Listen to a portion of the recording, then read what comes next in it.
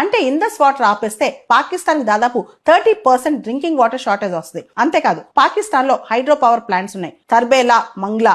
ఈ power plants కూడా uninterrupted flow కావాలి, వాటర్ ఫ్లో కావాలన్నమాట, అవి కూడా ఆగిపోతాయి. దాంతో పాటు పాకిస్తాన్ అగ్రేరియన్ బేస్డ్ ఎకానమీ. దాదాపు 70% ఆఫ్ పాకిస్తాన్స్ రూరల్ పాపులేషన్, ఎవరైతే గ్రామీణ జనాభా ఉన్నారో వాళ్ళందరూ వ్యవసాయం మీద, వ్యవసాయ ఆధారిత పంటల మీద ఆధారపడుతుంటారనమాట. ఈ టైంలో పాకిస్తాన్ జీడిపి ఎఫెక్ట్ అవుతుంది. ఆల్రెడీ పాకిస్తాన్ లో విపరీతమైన నష్టాలు ఉన్నాయి, పాకిస్తాన్ ఎకానమీ అస్సలు బాలేదన్నమాట. ఇప్పుడు గనక ఇండస్ వాటర్ ఫ్లో ఆగిపోతే, పాకిస్తాన్ పంటలు పండకపోతే అక్కడ ప్రజలకి తినడానికి తిండి కూడా కరువు అవుద్ది అనమాట. అంటే దాదాపు 25% ఆఫ్ పాకిస్తాన్ జీడిపి ఈ రోజు కూడా ఈ పంటల మీద ఆధారపడి ఉంది. కాబట్టి ఇండస్ వాటర్ ఆగిపోతే పంటలు పండకుండా ఉండే ప్రమాదం ఉందన్నమాట.